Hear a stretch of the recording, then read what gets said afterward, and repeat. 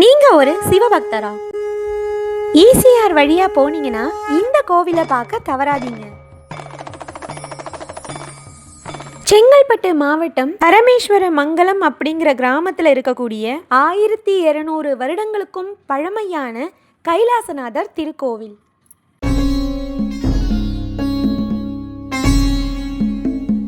Hello friends, எல்லாருக்கும் வணக்கம். இன்னைக்கு நம்ம பார்க்க போகிற கோவில் பார்த்திங்கன்னா செங்கல்பட்டு மாவட்டத்தில் இருக்கக்கூடிய வசவ சமுத்திரம். அதாவது இந்த இடம் பார்த்திங்கன்னா கல்பாக்கத்திலிருந்து ஒரு 12 கிலோமீட்டர் தூரத்தில் இருக்கக்கூடிய இந்த வசவ சமுத்திரம் அப்படிங்கிற கிராமத்தில் இருக்கக்கூடிய கைலாசநாதர் திருக்கோவில். இந்த கோவில் இருக்கக்கூடிய இடம் பார்த்திங்கன்னா பாலாற்றுக்கு நடுவில் தான் இருக்கும். இந்த கோவிலுக்கு நீங்கள் வரணும்னு விருப்பப்பட்டீங்க அப்படின்னா செங்கல்பட்டுலேருந்து 30 கிலோமீட்டர் தொலைவும் சென்னையிலேருந்து 80 கிலோமீட்டர் தொலைவிலையும் இருக்கக்கூடிய இந்த கோவிலுக்கு நிறைய பஸ் வசதிகள் கல்பாக்கம் வரைக்கும் இருக்குங்க. கல்பாக்கத்திலிருந்து 12 கிலோமீட்டர் தொலைவு தான் அப்படிங்கிறதுனால நீங்கள் அங்கேருந்து ஆட்டோவில் கூட இந்த கைலாசநாதர் கோவிலுக்கு வரலாம். பண்டைய காலங்களில் வயலூரினுடைய ஒரு பகுதியாக தான் இருந்திருக்கு இந்த வசவ சமுத்திரம். அதற்கப்புறமா விஜயநகர மன்னர்களுடைய காலத்தில் தான் வசவ சமுத்திரம் அப்படிங்கிற இந்த பெயரே மாற்றி வச்சுருக்காங்க. நீங்கள் ஈசிஆரில் கல்பாக்கம் வழியாக வரும்பொழுது அது தாண்டினதும் பார்த்திங்கன்னா பாலாறு வரும்.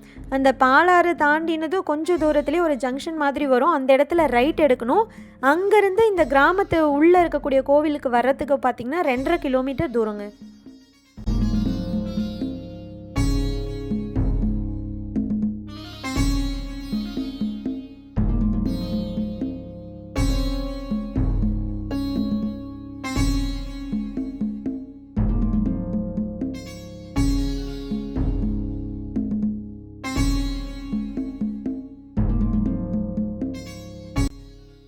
இங்கே பார்த்திங்கன்னா கைலாசநாதர் கோவிலுக்கு போகக்கூடிய வழி அப்படின்னு சொல்லிட்டு இந்த இடத்துல போர்டு வச்சுருக்காங்க பாருங்கள். அதில் ரைட் சைடு எடுத்துருங்க. கைலாசநாதர் கோவில் மட்டும் இல்லைங்க, அதுக்கப்புறமா தாமோதர பெருமாள் கோவிலும் இதுக்குள்ளே இருக்குன்னு போட்டிருக்காங்க. சரிங்க, நம்ம கைலாசநாதரை பார்க்க போகலாம். இந்த கிராமத்து வாழ்க்கையே ஒரு அற்புதமான வாழ்க்கை தானே. எந்த ஒரு ஆடம்பரமும் இல்லாமல் எளிய முறையில் பீஸா பர்கர்னு ஃபாஸ்ட் ஃபுட்டு உணவெல்லாம் இல்லாமல் கூழோ கஞ்சியோ குடிச்சிட்டு இருக்கிறத வச்சுக்கிட்டு நிம்மதியாக இருக்காங்க.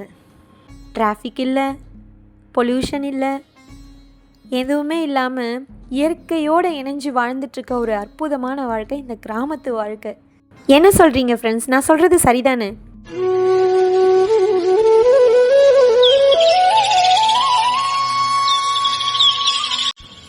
இது வரைக்கும் வந்துட்டோம். கோவிலுக்கு தான் கரெக்டாக போகிறோமான்னு தெரியாமல் ஒரு சந்தேகம்.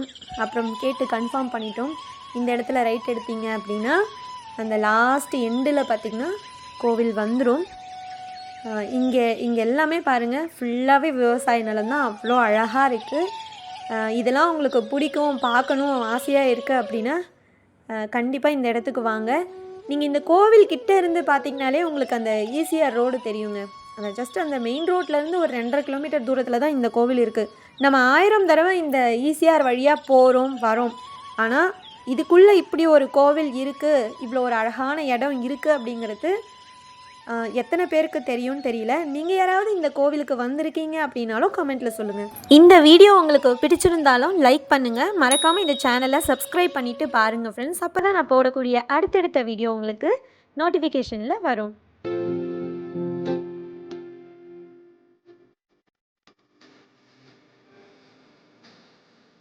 ஓகே ஃப்ரெண்ட்ஸ், நம்ம கோவிலுக்கு வந்தாச்சு. இதுதான் கோவிலுடைய என்ட்ரன்ஸ். பார்த்திங்களா, நம்ம கோவிலுக்கு கிட்டே வந்தாச்சு. நாங்கள் சென்னையிலேருந்து இந்த பைக்கில் தான் வந்தோம்.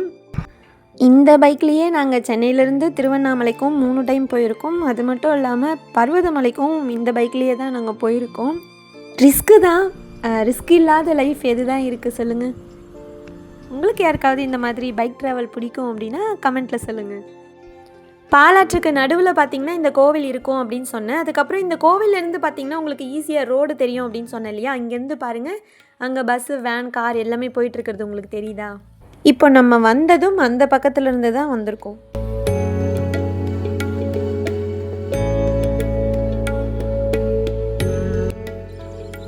Hi friends.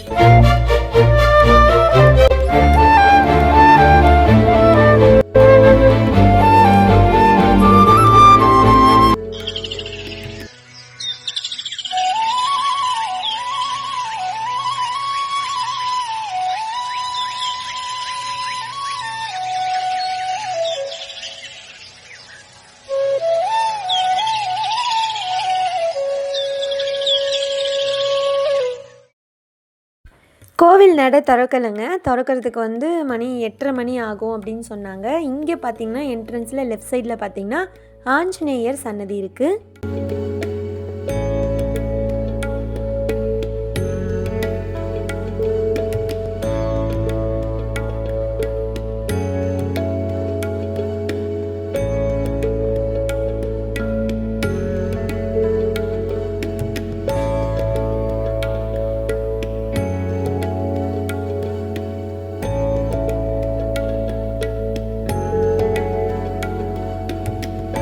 இங்கே ரைட் சைடில் பார்த்தீங்கன்னா கால பைரவர் சன்னதி இருக்கும்.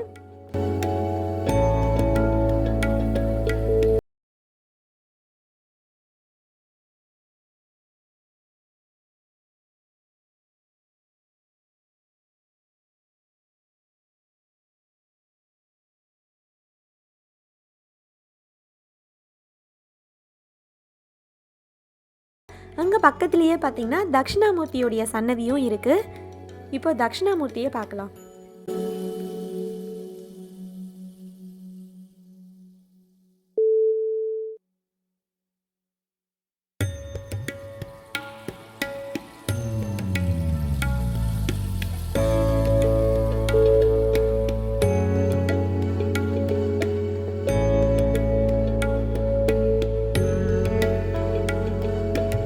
இந்த கோவில் இருக்கக்கூடிய இடமே ஒரு தீவு மாதிரி இருக்குங்க. அது மட்டும் இல்லாமல் கோவிலுக்கு வரத்துக்கு அழகாக பாலம் அமைச்சிருக்காங்க.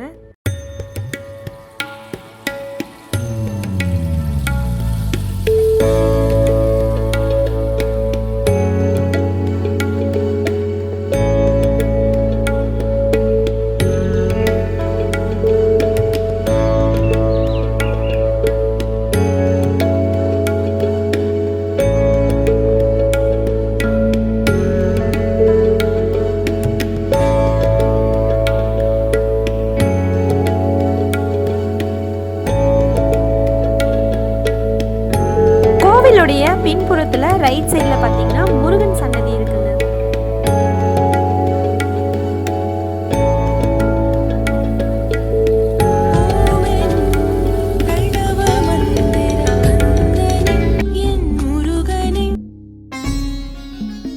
இங்கே முருகன் சன்னதி மட்டும் இல்லாமல் இந்த கோவிலுடைய வெளிப்பிரகாரத்தில் பார்த்தீங்கன்னா பிரம்மா, விஷ்ணு, துர்கை, சண்டிகேஸ்வரர். புராண வரலாற்றின்படி செண்பகேஸ்வரர் அப்படிங்கிற பெயரில் இருக்கக்கூடிய சிவபெருமான் இந்த இடத்திற்கு அதாவது இந்த பாலாற்றினுடைய நதிக்கரைக்கு பக்கத்தில் ஒரு சிறிய மலைப்பகுதியில் சிவபெருமான் ஒளிந்து கொண்டார். அதனால் பார்வதி தேவி சிவபெருமானை தேடி இந்த இடத்திற்கு வந்திருக்கிறாங்க. அதுவும் அவர்களுடைய முழங்கால்களில் மண்டிட்டு இந்த மலையில் ஏறி தேடினதாகவும் சொல்லப்படுது. இந்த இடத்துல ஒரு சிறிய குழிகளோடு இருக்கக்கூடிய ஒரு வித்தியாசமான பாறையை பார்க்கலாம். இந்த அடையாளங்கள் பார்வதி தேவியுடைய பாத அடையாளங்கள்னு சொல்கிறாங்க. அவர்கள் மீண்டும் இணைந்ததும் சிவபெருமான் கைலாசநாதராகவும் பார்வதி தேவி கனகாம்பிகையாகவும் இந்த திருத்தலத்தில் தங்கியிருந்து அருள் பாலிக்கிறாங்க. இந்த இடத்துக்கு பக்கத்தில் இருக்கக்கூடிய கிராமமான ஐயப்பாக்கத்தில் பார்த்திங்கன்னா 2 சிவன் கோவில் இருக்குங்க. அதில் ஒன்று ஜம்புகேஸ்வரருக்கும் இன்னொரு கோவில் செண்பகேஸ்வரருக்கும் இருக்குது.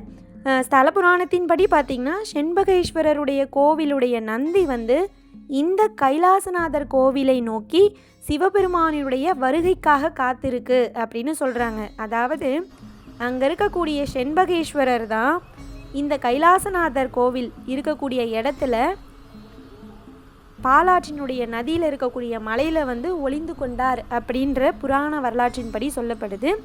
அதனால் செண்பகேஸ்வரருடைய கோவில் நந்தி இந்த கைலாசநாதர் கோவிலில் இருக்கக்கூடிய சிவபெருமானினுடைய வருகைக்காக காத்துட்ருக்கு அப்படின்னும் சொல்கிறாங்க.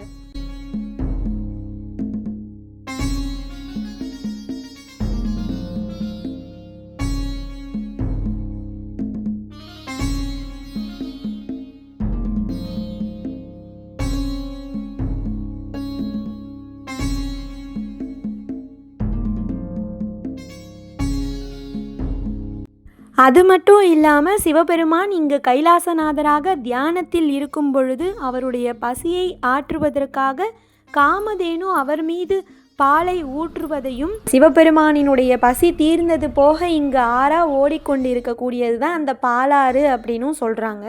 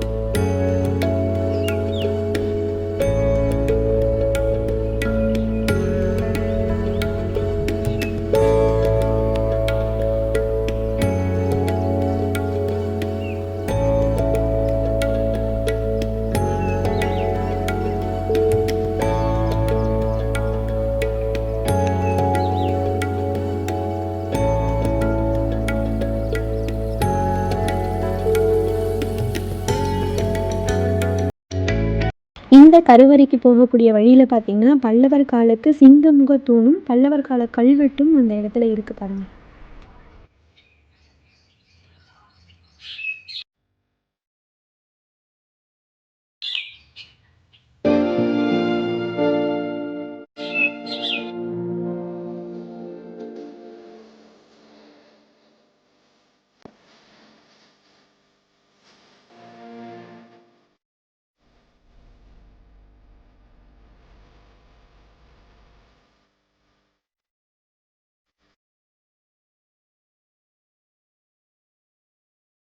இந்த இடத்துல விநாயகர் சன்னதி இருக்கு.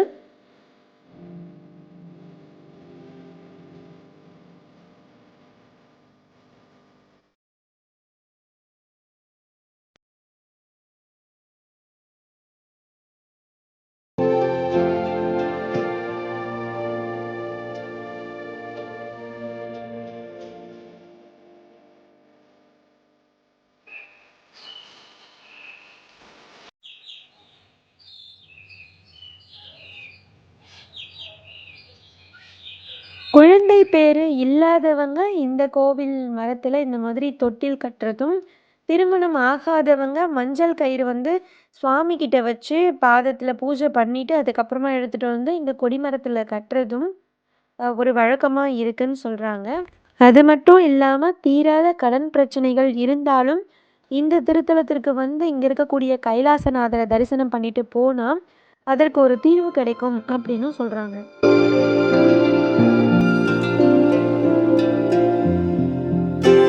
என்ன பொழப்பு இது? நம்ம வாழ்க்கை எதை நோக்கி பயணமா போய்கிட்டு இருக்குன்னே தெரியலையே. நாங்கள் ரொம்ப நேரமாக காத்துட்ருக்கோம். கோவில் நடை இன்னும் திறக்கலை.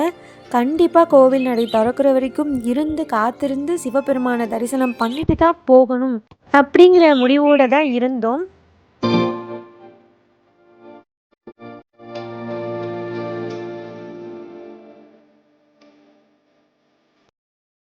இப்போ தான் பார்த்தீங்கன்னா கோவில் நடை திறக்கிறாங்க. டைம் கரெக்டாக 8:30 மணி ஆகுது. 8:30 மணிக்கு தான் திறப்பேன்னு சொன்னாங்க. அதே மாதிரி கரெக்டாக 8:30 மணி ஆயிடுச்சு. இப்போ நம்ம கைலாசநாதரையும் கனகாம்பிகை அம்மையையும் பார்த்துட்டு போகலாங்க. இந்த கோவிலுடைய கருவறைக்கு போகிறதுக்கு முன்னாடி வலது பக்கத்தில் பார்த்தீங்கன்னா ஒரு கல்வெட்டு இருக்கும். அதாவது கருவறையோடைய வலது பக்க நுழைவாயில் பக்கத்தில் பார்த்தீங்கன்னா கல்வெட்டு இருக்குது. அந்த இடத்துல கல்வெட்டின் படி என்ன போட்டிருக்கு அப்படின்னு பார்த்தீங்கன்னா இந்த கோவில் பல்லவ மன்னருடைய காலத்தில் நிருபதுங்கன் அவருடைய காலத்தில் பார்த்திங்கன்னா கிபி 869 880 அந்த காலங்களில் வந்து இந்த கோவில் கட்டப்பட்டது அப்படின்னு சொல்லியிருக்கு. அதாவது 16வது ஆட்சி ஆண்டில் பார்த்திங்கன்னா பரமேஸ்வர மங்கலம் அப்படின்னு இப்போ சொல்கிறாங்க இல்லையா, அந்த இடம் வந்து சைலேஸ்வரம் அப்படின்னு சொல்கிறதா அந்த கல்வெட்டில் குறிப்பிடப்பட்டிருக்கு. அதாவது சிறிய குன்றின் மீது இருக்கக்கூடிய கோவில் அப்படிங்கிறதுனால சைலேஸ்வரம் அப்படின்னு அழைக்கப்பட்டதுன்னு சொல்கிறாங்க. 2010க்கு அப்புறம் பார்த்திங்கன்னா இந்த கோவில் புதுப்பிச்சு கட்டியிருக்காங்க. பரமேஸ்வர மங்கலம் அந்த கிராமத்தில் பாலாற்றினுடைய நடுவில் இருக்கக்கூடிய கைலாசநாதரை தான் இப்போ நம்ம தரிசனம் பண்ணிகிட்ருக்கோங்க.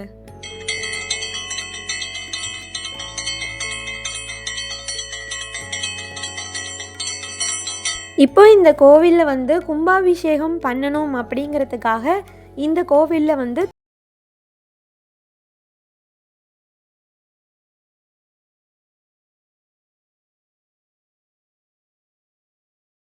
இந்த கோவிலில் இருக்கக்கூடிய கனகாம்பிகை அம்பிகை அவ்வளோ அழகாக இருக்காங்கங்க. ஹைட்டு நல்ல ஹைட்டு. இங்கே இருக்கக்கூடிய சுவாமி பார்த்திங்கன்னா நல்ல உயரமாக இருப்பாங்க. நீங்கள் நேரில் வந்து பாருங்கள், அவ்வளோ அழகாக இருக்காங்க இவங்க.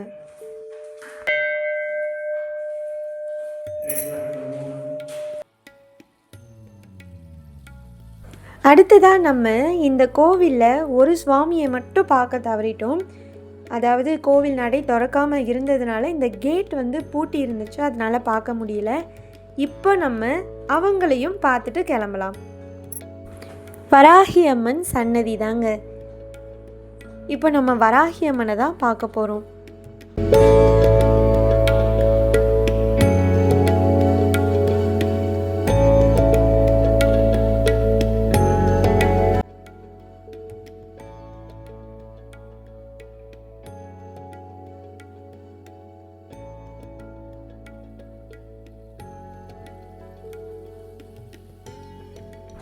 இந்த கோவில் நடை திறந்திருக்கக்கூடிய நேரம் அப்படின்னு பார்த்திங்கன்னா காலை 8:30 மணியில் இருந்து 10:30 மணி வரைக்கும் தாங்க. சனி ஞாயிறு அந்த கிழமைகளில் பார்த்திங்கன்னா 11:30 மணி வரைக்கும் மார்னிங்கில் திறந்துருக்கும். ஈவினிங் டைமில் பார்த்திங்க அப்படின்னா 4:30 மணிலேருந்து 6:30 மணி வரைக்கும் திறந்துருக்கும் சொன்னாங்க. இந்த இடத்துல பார்த்திங்கன்னா குட்டி குட்டி பசங்க தூண்டில் போட்டு மீன் பிடிச்சிட்ருக்கானுங்க. நானும் ரொம்ப நேரம் வெயிட் பண்ணி பார்த்தேன், எந்த ஒரு மீனும் அவங்களுக்கு கிடைக்கல.